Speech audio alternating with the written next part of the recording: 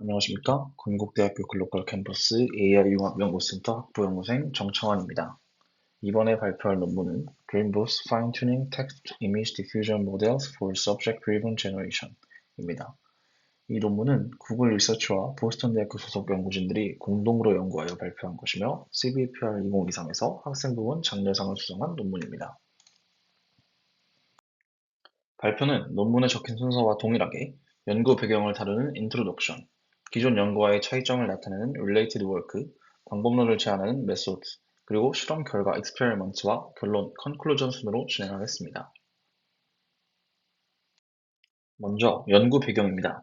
최근 DALL-E 2, Imagine, Stable Diffusion 같은 대형 text-to-image diffusion 모델들은 고품질의 이미지를 생성하고 있습니다. 이 모델들은 개, 나, 시계 같은 일반 명사를 입력하면 수십억 장의 학습 데이터를 바탕으로 고품질의 이미지를 생성해냅니다. 이는 이미지와 텍스트상으로 합숙된 강력한 semantic queries, 즉 의미론적 사전 지식 덕분입니다. 하지만 저자들은 대형 텍스트-투-이미지 디퓨전 모델에 명확한 한계가 존재한다고 주장합니다. 바로 특정 피사체에 대한 모방 능력 부재입니다. 우측 피겨 2를 보겠습니다. 저자들은 내 방에 있는 노란색 알람 시계가 정글에 있는 모습을 생성하는 시나리오를 예로 듭니다.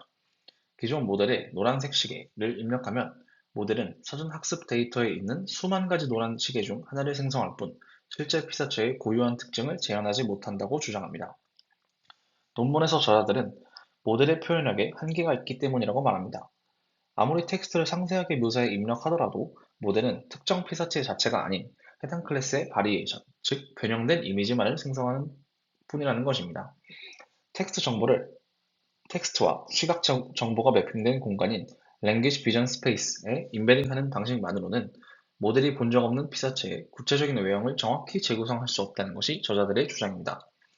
저자들은 이를 모델의 아웃풋 도메인이 제한되어 있다고 표현하고 있습니다. 이러한 한계를 극복하기 위해 저자들은 두 가지 방법론을 제안합니다. 첫 번째로 웨어 토큰을 통한 퍼스널리제이션과 바인딩 방식을 제안합니다. 먼저 저자들은 기존에 사용하던 토큰과 인베딩 벡터가 매핑된 테이블인 Language Vision Dictionary를 확장하여 프롬프트를 작성할 때 거의 사용되지 않는 웨어 토큰을 사용자가 원하는 특정 피사체와 결합하도록 학습시킵니다. 이를 구현하기 위해 유니크 아이덴티파이어와 클래스 이름을 함께 사용하는 새로운 프롬프트 구조를 도입했으며 저자들은 이 방식을 통해 단 3장에서 5장의 이미지만으로도 특정 피사체를 모델의 아웃풋 도메인에 인베딩할 수 있다고 주장합니다. 결과적으로 모델이 이미 학습한 사전 클래스 지식을 활용하면서 동시에 아이덴티파이어의 특정 인스턴스, 즉 피사체를 강력하게 결합하는 것을 목표로 합니다. 두 번째로 클래스별 사전 지식 보존 전략입니다. 소수의 데이터로 파인 튜닝을 진행할 경우 기존 클래스의 정보를 잃어버리고 다른 정보로 덮어 씌워지는 랭귀지 드리프트 현상이 발생할 수 있습니다. 이를 방지하기 위해 모델에 내재된 의미론적 사전 지식을 활용하여 클래스 본연의 다양성을 유지하면서 특정 피사체를 학습할 수 있도록 최적화하는 방식을 제안하고 있습니다. 두 방법론을 통해 저자들은 피사체가 속한 환경을 변경하는 recontextualization, 예술 화풍으로 변경하는 art rendition 등 새로운 생성 작업을 제시합니다. 하단의 피겨 1을 보면 입력 이미지 단 몇 개만으로 아크로폴리스 앞에 있거나 수영을 하는 등 피사체가 새로운 환경과 상호작용하는 이미지를 생성한 것을 확인할 수 있습니다. 또한 어블레이션 스터디를 통해 제안한 방식의 유효성을 입증했으며 Subject Driven Generation, 즉 피사체 기반 이미지 생성이라는 새로운 작업을 평가하기 위해 자체적으로 데이터셋과 평가 지표를 구축하고 유저 스터디를 진행해 피사체를 얼마나 잘 재현했는지 평가하는 Subject Fidelity와 프롬프트를 잘 이행했는지 평가하는 Prompt Fidelity 측면에서 성능을 검증했습니다. 다음으로 Related Work입니다. 먼저 이미지 합성 분야에 대해 저자들은 피사체가 형태가 변하지 않는 강체이거나 3D 리컨스트럭션을 통해 매우 많은 관점의 이미지가 필요하다는 제약이 있다고 말합니다. 또한 단순히 이미지를 합성하는 수준이라서 조명이나 그림자 처리가 자연스럽지 못하고 무엇보다 학습 데이터에 없는 새로운 장면을 생성하는 능력 자체가 부족하다고 주장합니다. 다음으로 텍스트 기반 이미지 편집 및 생성 분야입니다. 저자들은 GAN과 클립을 결합한 기존 방식들이 사람 얼굴과 같은 정형화된 데이터에서는 잘 작동하지만 다양한 사물을 다루는 비정형 데이터에서는 성능이 떨어진다고 주장합니다. 최근에 등장한 대형 모델들 역시 뛰어난 생성 능력을 보여주지만 텍스트 지시만으로는 fine-grained control, 즉 미세한 제어가 불가능합니다. 따라서 합성된 이미지들 사이에서 피사체의 아이덴티티를 일관성 있게 유지하는 것은 불가능에 가깝다는 것이 저자들의 주장입니다. 또한 Controllable Generative Models 분야의 기존 제어 기법들은 사용자가 직접 마스크를 지정하거나 원본 이미지를 역으로 추적하는 방식에 의존해야 했습니다. GAN을 이용한 파인튜닝 연구들도 있었지만 이는 약 100장 이상의 많은 데이터를 요구하거나 얼굴 영역에만 국한된다는 단점이 있다고 말합니다. 동시기 연구된 Textual Inversion은 모델을 고정하기 때문에 표현력이 제한적이지만 저자들이 제안한 방식은 모델 전체를 파인튜닝함으로써 피사체를 아웃풋 도메인에 직접 임베딩하기 때문에 피사체의 주요 시각적 특징을 강력하게 보존하면서도 배경이나 조명 같은 환경 요소를 자유자재로 변경할 수 있다고 주장합니다. 이제 메소드를 살펴보겠습니다. 논문에서 먼저 베이스 모델인 텍스트 투 이미지 디퓨전 모델에 대해 설명합니다. 디퓨전 모델은 학습 시 실제 이미지에 점진적으로 서로 다른 가우시안 노이즈를 추가하여 이미지를 망가뜨린 뒤 다시 이를 역으로 추정하여 원본 이미지로 복원하는 과정을 학습하는 모델입니다. 이때 차등 학습된 모델 엑세세타는 초기 노이즈 엡실론과 텍스트 인코더 감마를 통해 생성된 컨디셔닝 벡터를 입력받습니다. 여기서 컨디셔닝 벡터는 텍스트 프롬프트에 의미 정보를 수출한 벡터로 모델이 노이즈를 제거하며 이미지를 생성할 때 무엇을 그려야 할지 지시하는 제어 신호 역할을 하는 벡터입니다.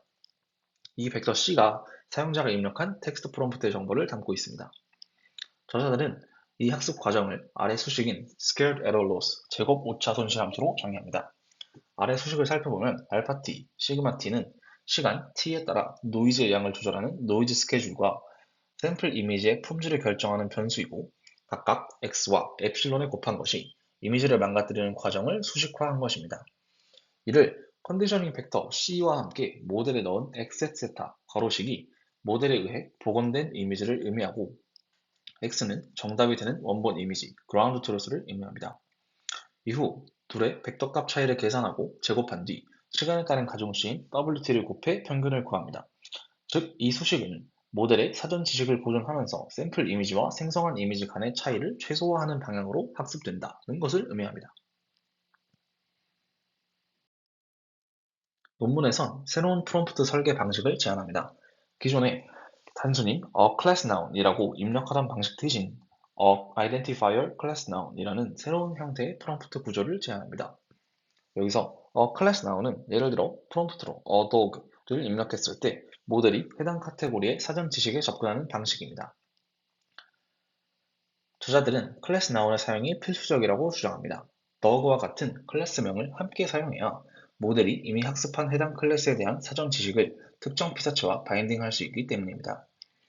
논문에서는 만약 잘못된 클래스 이름을 사용하거나 클래스 이름을 사용하지 않을 경우 모델이 피사체의 특징을 해당 클래스에 대해 사전 학습된 지식과 연결하지 못해 학습 속도가 느려지고 랭귀지 드리프트 현상이 심화되어 모델 성능이 저하된다고 분석합니다.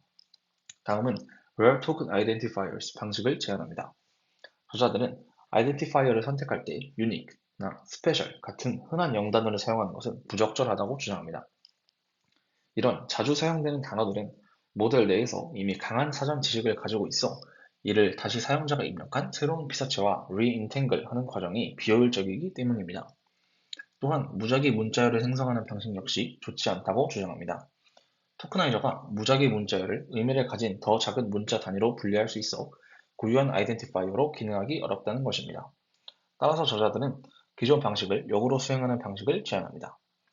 어떤 단어를 토큰으로 바꾸는 것이 아니라 모델의 보카블러리에서 실제 사용 빈도가 낮은 토큰을 먼저 찾고 그 토큰에 해당하는 문자열을 식별자로 선택하는 것입니다.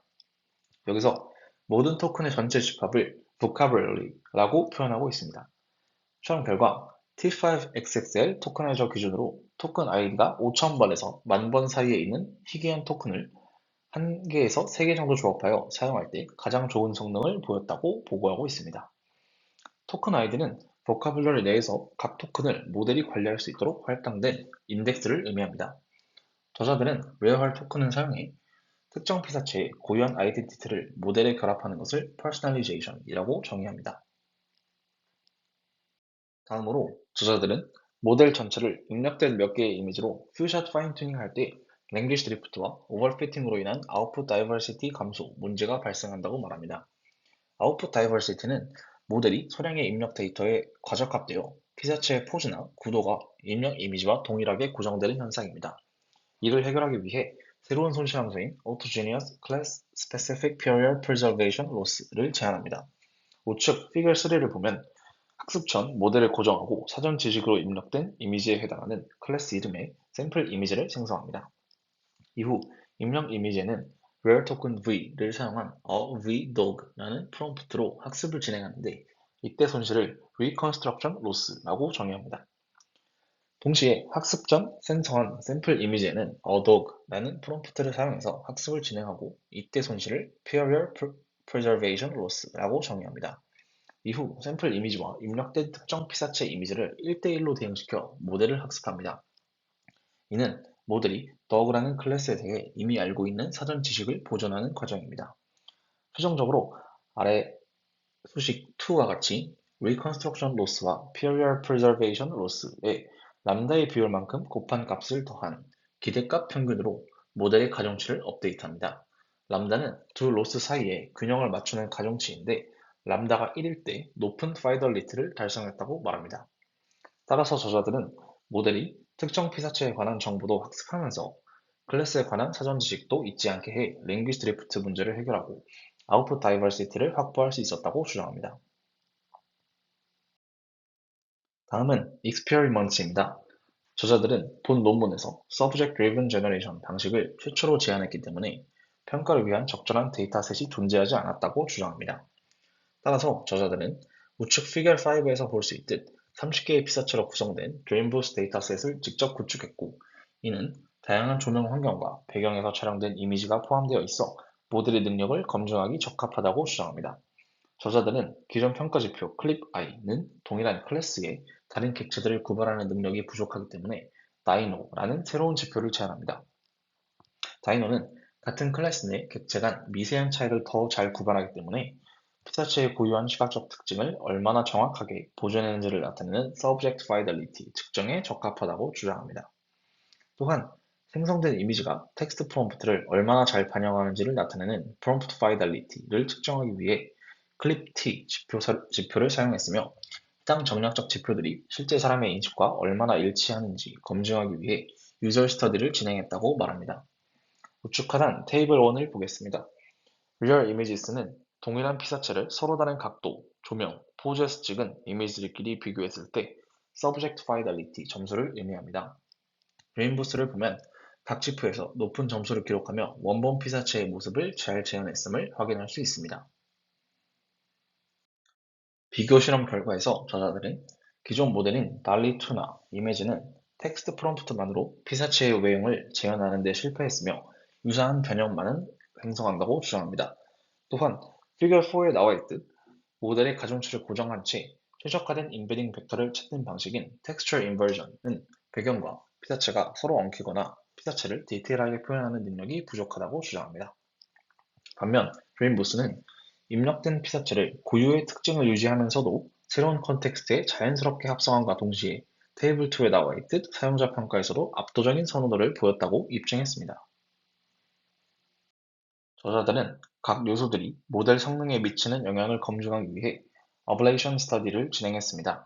먼저 period preservation loss가 없을 때 모델이 입력 이미지에 과적합되어 아웃풋 다이버시티를 잃고 피사체의 포즈가 입력 이미지로 고정되었고 랭귀지 드리프트 현상이 발생해 배경이 뭉개지거나 다양성이 사라지는 현상이 발생했다고 말합니다. 이는 좌측 피겨 6에서 확인할 수 있습니다. 또한 아래 테이블 3와 4에 나와 있듯이 잘못된 클래스 나운을 사용하면 피사체의 형태가 왜곡되고 클래스 나운 없이 아이덴티파이어만 사용하면 모델이 사전 지식을 잘 활용하지 못한다고 입증했습니다. 저자들은 피겨 7에서 볼 수 있듯이 a where token, class noun, context description 방식으로 배경 재구성은 물론 새로운 포즈 및 구도, 자연스러운 그림자 및 반사된 피사체 표현, 하풍 변경이 가능함을 보여줌과 동시에 피사체의 아이덴티티가 유지됨을 주장합니다. 또한 피겨 8을 보면 클래스 사전 지식을 활용해 피사체 정면 사진 몇 장만으로 새로운 시점의 이미지를 생성할 수 있고 서로 다른 동물끼리 합성, 피사체 재질 변경까지 가능하다고 주장합니다. 저자들은 피겨 9을 통해 제안한 방법론의 한계점도 언급합니다. 모델 학습 시 입력한 피사체가 프롬프트에 적힌 컨텍스트 내에 동시에 존재하는 이미지를 확률적으로 적게 학습한다면 사용자가 원하는 컨텍스트 생성에 실패한다고 말합니다. 또한 모델이 프롬프트에 적힌 내용이 피사체의 속성인지 배경의 속성인지 정확히 구분하지 못하면 피사체가 배경과 서로 얽히고 속성을 변형시키고 입력 이미지의 배경과 프롬프트에 적힌 배경이 유사한 경우 입력 이미지를 그대로 복사하는 과적합이 발생한다고 말합니다. 혹은 희귀한 피사체가 입력되면 모델이 사전 지식을 갖고 있지 않아 다양한 변형을 생성하는 데 한계가 존재한다고 주장합니다. 즉, 사전 지식의 정도와 변형의 복잡도에 따라 Subject Fidelity가 달라지며 존재하지 않는 특징이 새로 생기기도 한다고 말합니다. 마지막으로 컨클루전입니다. 저자들은 본 연구를 통해 3장에서 5장의 적은 이미지와 텍스트 프롬프트만으로 특정 피사체를 모델이 효과적으로 퍼스널리제이션하는 방법을 제시했다고 주장합니다. 특히 웨어 토큰을 이용한 바인딩과 클래스 스페시픽 period preservation 로스가 핵심 메소드이며 이를 통해 기존에 없던 Subject Driven Generation이라는 새로운 분야를 개척했다고 저자들 스스로 평가하고 있습니다. 이상으로 논문 리뷰를 마치겠습니다. 감사합니다.